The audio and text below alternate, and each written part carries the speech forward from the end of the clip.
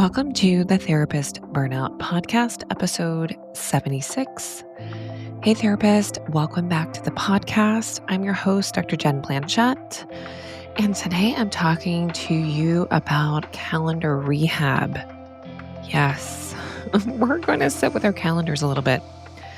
And this is my second episode in the Structured Rest series, where last week we really looked at a kind of a first step to brain dumping and things of that nature. So look back at 75 if you want to hear some of that.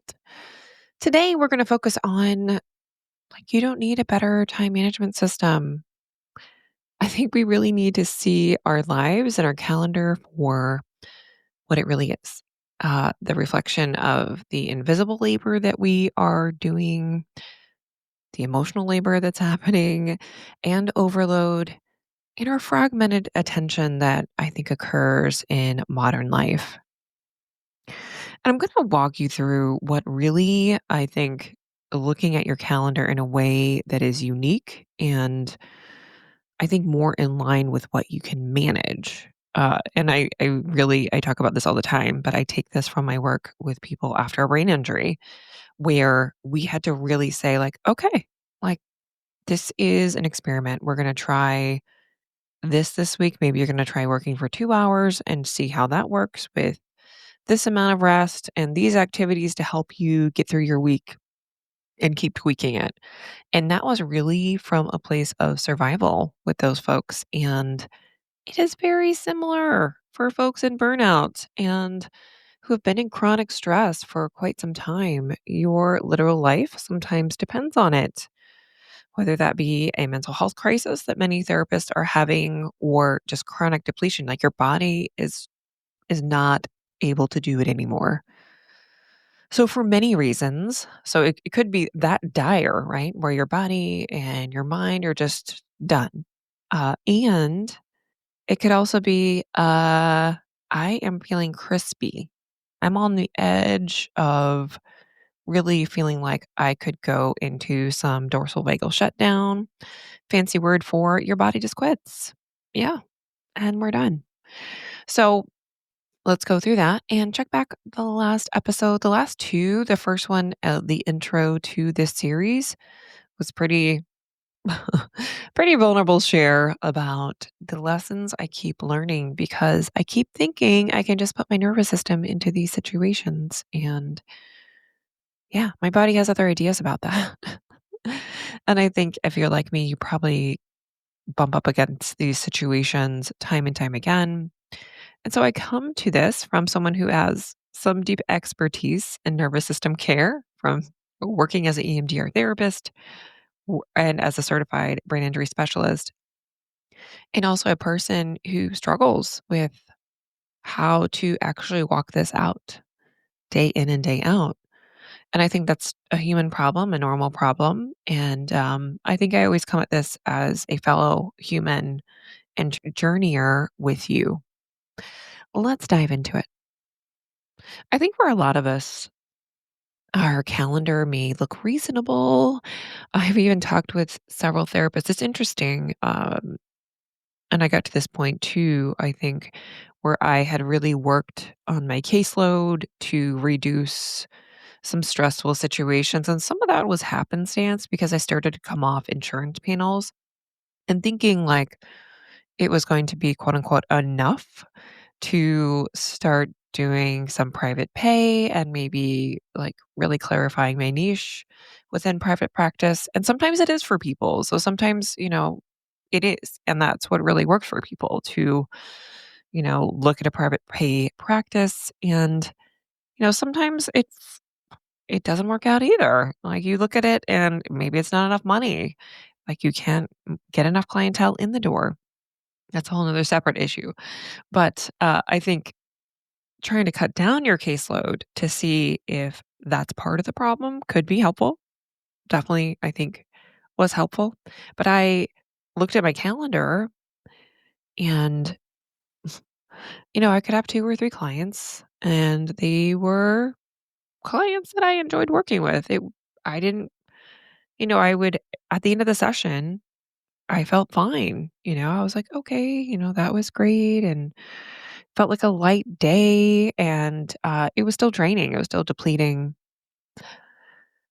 And I think for a long time, I just didn't listen to what my body said about needing a true break from being a therapist. And I think part of it also was, you know, the practice management side of things was being alone in private practice, I think was part of it for me. And just carrying that clinical load, which felt like alone for me. Really like working with other colleagues. And so I think my role working as a consultant in schools is very different and fits more with my personality. Also, I think sometimes, therapy, we sit for so long. We're just sitting. And I think a lot of times it was like wanting to move. And perhaps if I had worked with some other modalities, perhaps, if I launch, I think all the time about if I were to launch a private practice again, what would I do? And it would be like walk and talk therapy, probably somewhere where I incorporate some kind of yoga and movement into sessions. So I think it wouldn't just be I'm sitting down with you, or maybe I would do EMDR intensives. And I can't do a whole day intensives because again, I don't want to sit that long, but perhaps it would be part of our intensive. We're actually doing bilateral walking and then we're going to sit. And so I think I would do it more that way in a perfect world. Maybe one day I'll do that. Who knows? Yeah. I also think like I'd want it, I'd love to have groups of therapists where, we are all processing together. So if I had a private practice, I think it would be for you all. Almost launched one. If you listen to this podcast, I was like, I'm launching a private practice for therapists. And then my body was like, no.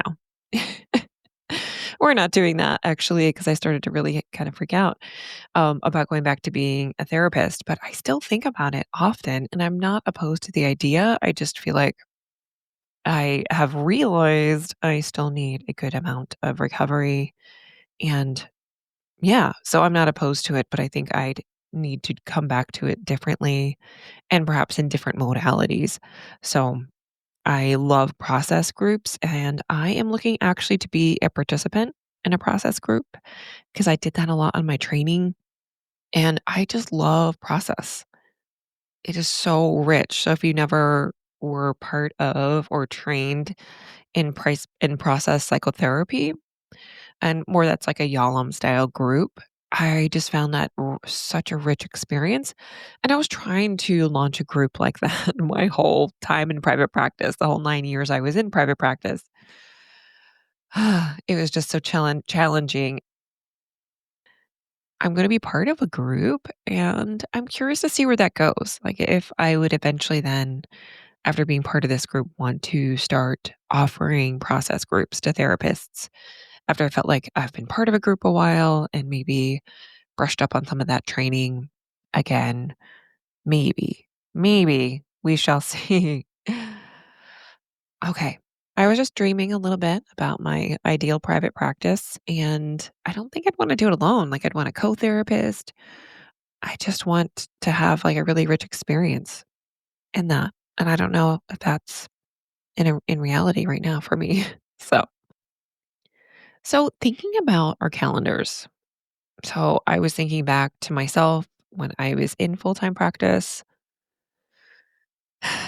What we don't put into our calendars is even in our slow weeks, our calendars aren't going to show like our clinical note time. Typically, we're going to put in our calendars those sessions. And I think, part of when I came into private practice in 2014, yeah, I guess I came into private practice in 2014. There was a shift to working in the code of 90837. If you are not in the US, that means the 50.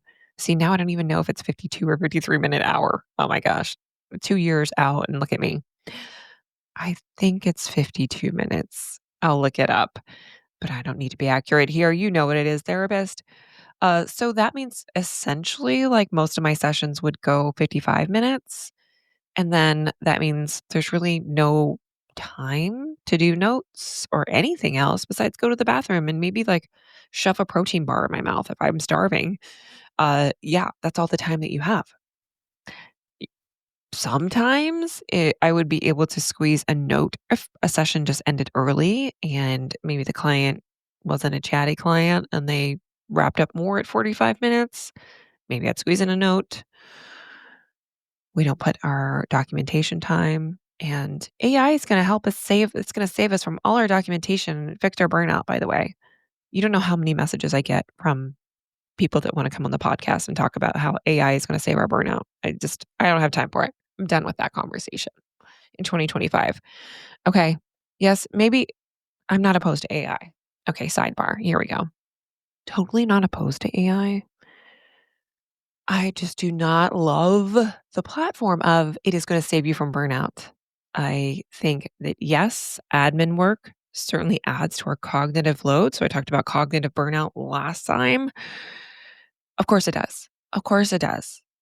But it's not going to save us from burnout. That's not the main thing that's burning therapists out. Doesn't solve the compassion fatigue problem. Okay. Uh, I think we don't all put in our schedule that time that we respond to clients for reschedules, for consult requests, billing time. If you do your own billing, I did my own billing for 7 years. Don't recommend it. I was an awful biller, lost so much money. Believe me, get a biller. You'll just say you will make money because you actually will like bring in more money. I promise you. Unless you're really good at it, which I was not. Marketing. If you do any marketing, which seems to be needed in 2025, my practice was established before I came into practice in this time where it was like Psychology Today gave you all the referrals you need. Just put that up there in 6 months. You'll have all the referrals that you need. And I was insurance based. And it really was, honestly. I did network when I first started out and talked with several psychologists and other therapists in the area, but it was enough. I didn't have to do social media or do anything like that. But no one was doing it then. It was like icky. You're not supposed to do that. And it's very different now.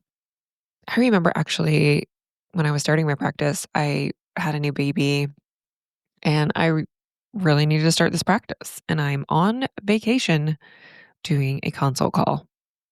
So I know that energy of trying to make it work, of trying when you first come into practice too, that the boundaries very much blur. Also, I think what gets left out of the calendar is the clinical burden that we carry. So let's say we have a client that's going through some kind of difficult circumstance,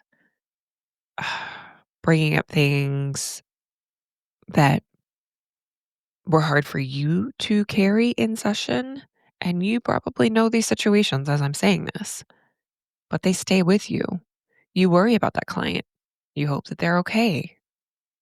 Or maybe you felt like you did something wrong in session. That has happened to me several times where maybe I said the wrong thing or I didn't think it was the right thing and it landed off and you just are perseverating on it. And so psychically, we're holding our clients. And I think it's hard to really convey that to other people who don't understand what it's like to be a therapist, to hold somebody in our mind space and our heart. And really, it's soul care that we are doing. I think it's very hard to communicate to what that feels like from a calendar. You can't put in, I'm psychically carrying my client, which takes about, I don't know, I'm going to calculate it out to like 45 minutes a day. I had 45 minutes over the week, I thought about that client and like perseverated on it. It's not in our calendar, but I think it's depleting. And we're not even going to talk about if you're a private practice owner. When I was handling my own billing and calling insurance companies, I was still doing it when the pandemic hit, And I talk about this many, many times, but the one of the major insurance companies did not pay me for about 5 to 6 months. And that was a time in the pandemic where referrals dried up when actually that was in the beginning of 2021. So that was actually when my practice was the busiest it had ever been, when I got a lot of referrals. But prior to that, I think there was a lot of scarcity because no one called for therapy for a couple months. And we were all like, no one's coming in for sessions because they were in that acute crisis mode for a couple of months. And then they started coming in and they stayed coming in after that time. But I remember in 21 when I didn't get paid for 45 months from the biggest payer in my practice, that I really panicked. I mean, that was my livelihood. I needed that money to sustain my family. And so I would call and it was just games they were playing. They're still playing games. And if you know the payer, you probably know who I'm talking about. It's a four-letter one. It's even crazy to think about, like, if it was an employer, right? We'd get paid for 4 or 5 months, we would bounce, we would be out. I'm gone. Forget it. I'm not dealing with that anymore. But it's different when these insurance companies dictate the care and dictate our payments. Anywho, that was a sidebar, but we don't put in that stress, right? When we're thinking about the billing or we need to call a insurance company. I think one time I was on the phone for an hour, and that was the impetus to get out of my own billing. And I think we forget about, like, those last minute cancellations or urgent emails, that require our attention. And currently now in my school-based consultant role, I think those demands look different, but I still have those depleting emails that could come through. Like, if I had a contentious kind of situation with one of my reports, and I think that I'm getting better with it now, but I think initially it had led to me, "Oh, I get this that I did something quote unquote wrong," when I really didn't do anything wrong. It was a difference of opinion. I don't think it should have been, but I think from other people's perspective, I can't talk about the specific situations. However, but I think essentially if someone told you, and this is the only time in my career where I've experienced this. Let's say you make a diagnosis and then they pretty much tell you, like, you're wrong. You didn't make a good conclusion. And I'm going to, like, take that to court. Okay. I think of course, it's going to trigger overworking. Of course, it's going to make you question your own judgment and over prepare, overwork, have your nervous system go on high alert. I think that's normal. It's the only situation where I think my well-meaning work and my conclusions were really questioned. And I think it's just the nature of that work from time to time that happens. And usually it's once or twice a year. And I think I'm learning to deal with it differently and also thinking about the work on the whole, like, can I do that when that happens? Is that good for me? Those are the questions I think we ask, right? So, anyway, I think it's important to think about what gets left out of your calendar as a therapist or as someone in mental health. I'm still in it, just in a different capacity. But to think about, like, where are those drains and how might we think about our schedule when we don't notice, like, what's happening. And I want to introduce this concept. So, Ashley Willens coined the term of time confetti, not just lost time, but shredded time. Bits that are too small to rest and too scattered to focus. So, she wrote an article for the Behavioral Scientist, and she also has a book called Time Smart. I did not read the book, so I don't know if it's a great book, but I like what she's putting down on this behavioral science article. And she talks about that we have more time for leisure and time off than we did 50 years ago. But leisure has never been less relaxing, mostly because we are distracted constantly. Technology saves us time, but it also takes it away. And I think that's like this relationship with AI that I think I'm having too, like, wow, there's so much that it can do, and it takes more time to do tasks sometimes. It's such a paradox. And so that's actually called the autonomy paradox, where we adopt mobile technologies to gain autonomy over when and how long we work. Yet, ironically, we end up working all the time. Long blocks of free time we used to enjoy are now interrupted constantly by our smartwatches, phones, tablets, and laptops. In this situation, it fragments our leisure time in a way that makes us hard to use this time for something that will really relieve us or make us happy. Called this phenomenon time confetti. Actually, it was coined by Bridget Schultz, in which we have amounts to little bits of seconds and minutes lost to unproductive multitasking. And so I think what this looks like, we're trying to write notes between sessions while also having our tabs open for social media or email. And so we're switching so much that we're not getting one thing done. Watching the CEU video broken into chunks over 3 weeks that we don't seem to make progress on, that we've like, I'm just laughing because I'd purchased a CEU for EMDR because you have to do like 12 hours for your certification. I almost don't know if I'm gonna renew it, but I think I will because I just need to submit for my consultant, my EMDR consultant, because I did all the work for it, and I should just get it. I don't know. I've have, like, drama over this. Anyway, going back to the CEU. So, for this one CEU, you had 90 days to complete it, and I had to pay an extra $40 to get, like, another 30 days to watch it because you only had 90 days to do the CEU before you had to pay more money. And so I think I actually had to pay it twice, maybe once or twice to actually finish it because I didn't finish it in the 90 days. So I was you and I am you. Responding to client emails while stirring dinner has happened to me in the past. Uh, Getting a last minute reschedule at 8:30 at night when you're trying to unwind and then you're trying to figure that out. Or replaying a client session in your head while you're, putting your kids to bed or you're trying to wind down.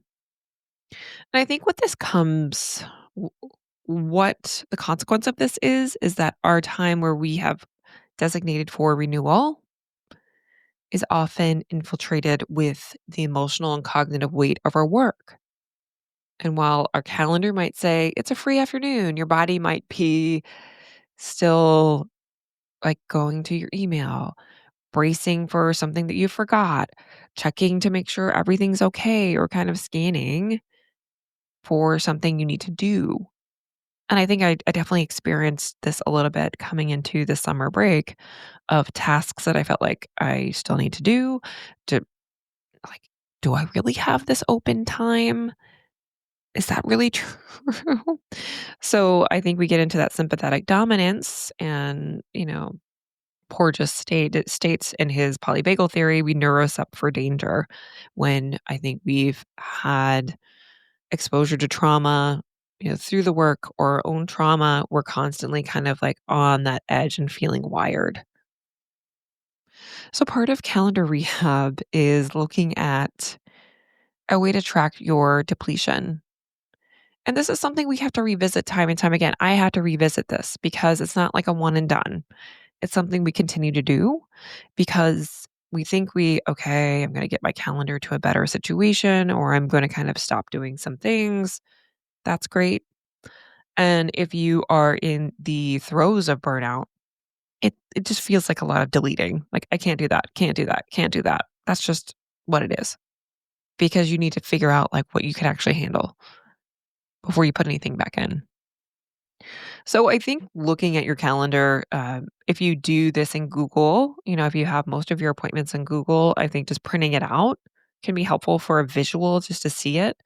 And then if you have some highlighters or if you have some markers, that's great. Or just highlighting what in whatever color you have the depleting tasks or appointments. And I think we're going to do a deep dive into clinical stuff in a little bit. But consider like what are those depleting tasks or sessions? Those could be sessions that are high acuity. It could be sessions where you have a lot of countertransference that so much comes up for you in that particular session, or there's a ethical mismatch. I think that was a situation that I had with a client, a long-term client that I did not listen to my body about for quite some time in the pandemic because I think I was honestly in fight or flight for a long time. For me, like when certainly those situations where my report has been questioned and I have to go to those meetings where there's, lawyers and advocates and all of that, that's heavy, right? That can be really heavy for me. Definitely depleting, though it doesn't happen very often for me. Certainly crisis calls, if you have them, if you have a high acuity caseload, sometimes you don't, but just to consider that.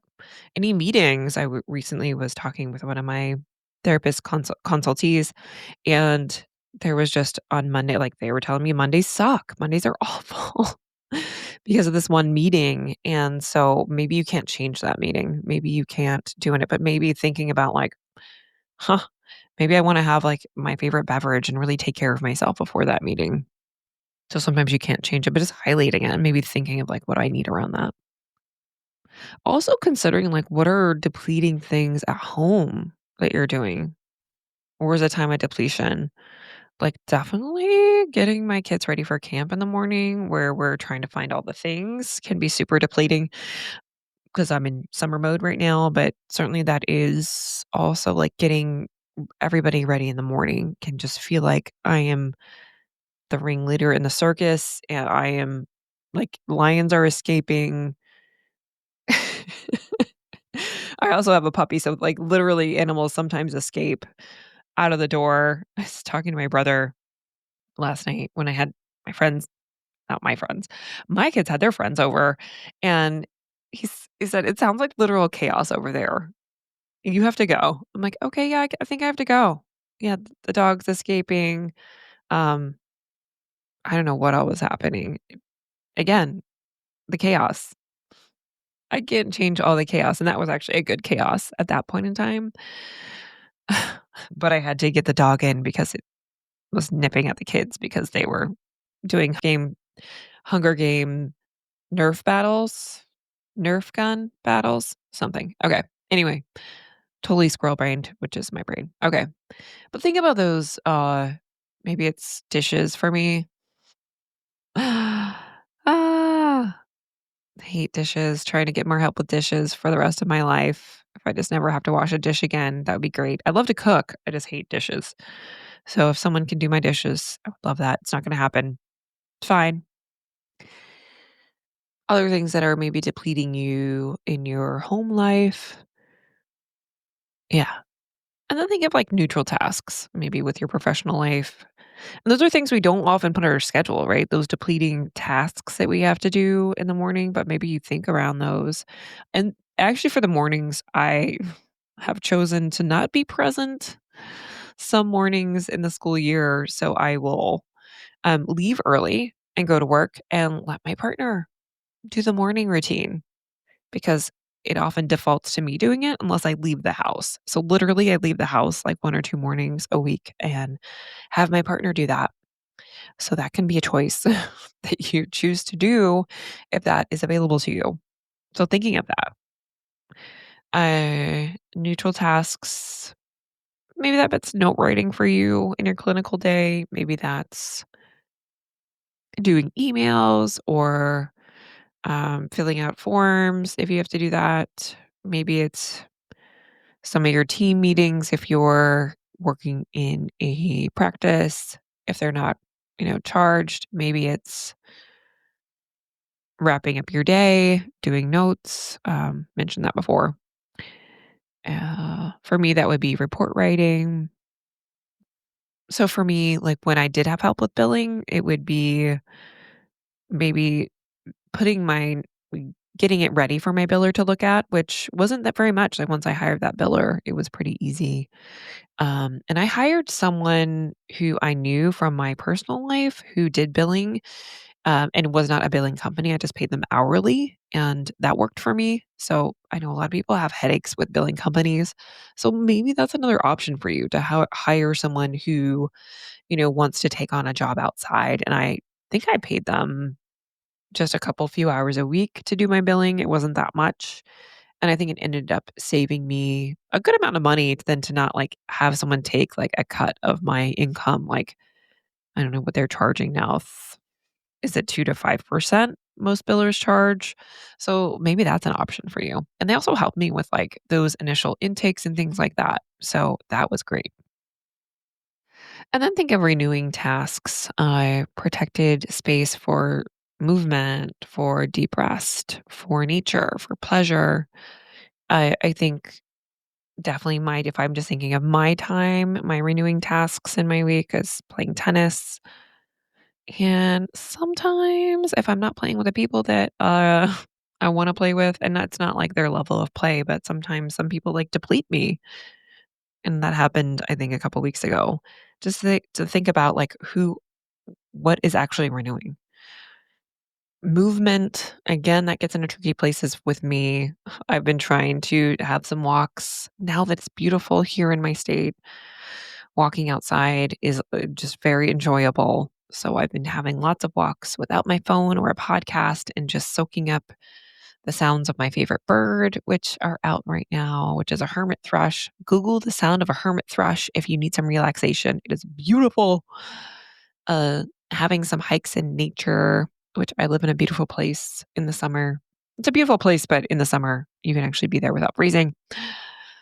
And then thinking of pleasure, what can bring you pleasure in your week, whatever that is. Any part of your work that feels aligned and easeful can be something that's renewing in your week. And I think for me, I am okay with work not feeling renewing. Even right now, podcasting does not feel especially renewing.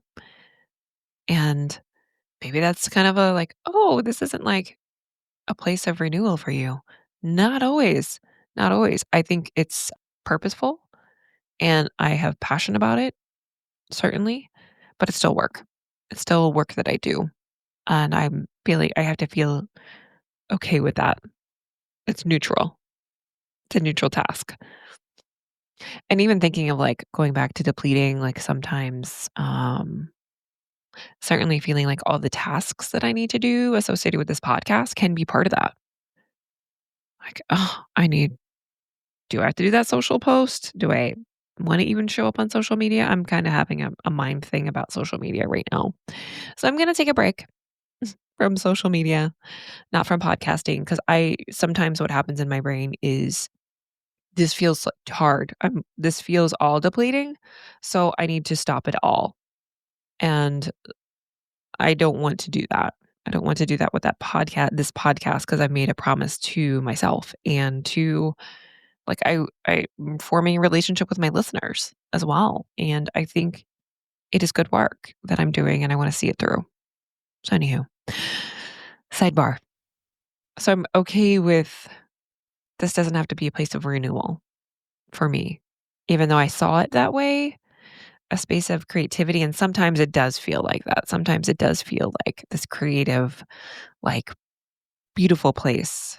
And other times it doesn't. And I think when I'm in it, like right now, I'm like, this is soul work that I'm doing for other therapists. It's great. But a lot of times it's neutral and that's okay. Any place where you can really feel like you're silent, you're still, or you're playing, you're alive. I really think of that green as like, I feel like a human. I feel alive in this moment. And those experiences where I truly feel alive, I am using all my senses. And that would be likely I'm playing tennis. Some of it is when I'm teaching like my favorite class, teaching my favorite yoga class, and being a student. So I really lean into being a student and taking at least one class a week. And typically that's been doing some kind of yoga, some kind of mindfulness based movement class.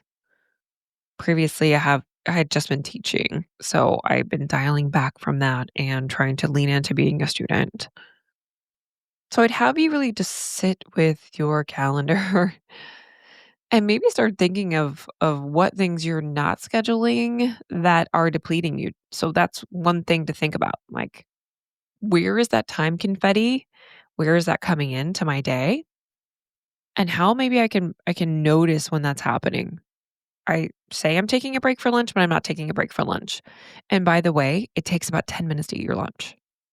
So if that's one thing in the middle of your day that you can start to do is don't write your note, don't do the CEU, don't scroll your phone, take 10 minutes and sit away from your desk and eat lunch. That can be your midday reset to just be present with you and it's cueing to your body. It's safe enough to eat. Think about an animal. Like you don't see an animal in nature eating when it feels threatened. And so if we're eating while we're in this nervous system state of hypervigilance, we're cueing to our bodies that we're not safe, that we're just, you know, eating while we're doing all these other things. And so it really is nervous system care to have to do some doesn't have to be mindful eating, but even just eating without having to do other things. Hmm. So consider that as part of something that you can put in 10 minutes for your lunch, little pockets of time where you can feel protected space for rest, for movement, being in nature, having pleasure. I'm going to do a deep dive into what we're putting back into the calendar. But if you already have some things there, then that's great. You can already identify them. That I want to do more of that because that's already happening in my day, or I really want to protect that time for renewal. So go ahead and color code if you want to. So I think it'd be very illuminating just to see. And then next week, we're going to do a deep dive into some clinical pruning and looking at if you've identified maybe some of those sessions that are difficult or some of those tasks that are very depleting, how we can start to rethink those in your day clinically. So I'd have you with this have you think about this reflection and you can pause the podcast, write it out if you're not driving, or just think for a moment. What's on my calendar that leaves me feeling wired, tired, or stealing my joy? So if you are in a place where you can pause the podcast and write this out or do a voice note, do that. So if you did that and you came back to me, I hope you did that. I hope you did that for yourself. I think just to notice that a calendar is a tool. It's a tool that we use to help us organize our life. But a lot of times we just continue to put things on it or things are put on our calendar that continue to make us feel stuck and trapped. And I think we even build systems for ourselves that reward burnout, that reward invisible labor. I think for myself, I think I should be taking on more than I do. Like I should be able to take on this many clients so I can make this amount of money and I just still can't do it. So we don't need a better productivity system. And I think the productivity systems can be helpful at the same time, right?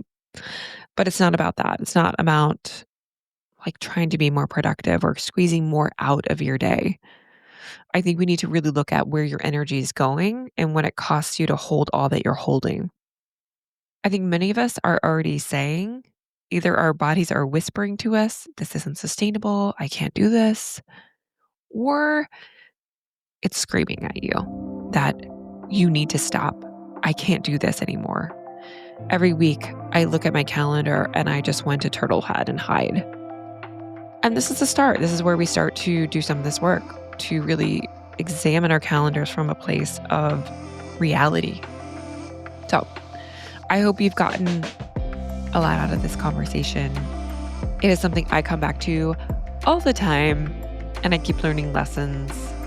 Yeah, I think it's just part of the work of doing this if you've been through burnout or you're going through burnout or you work in this field.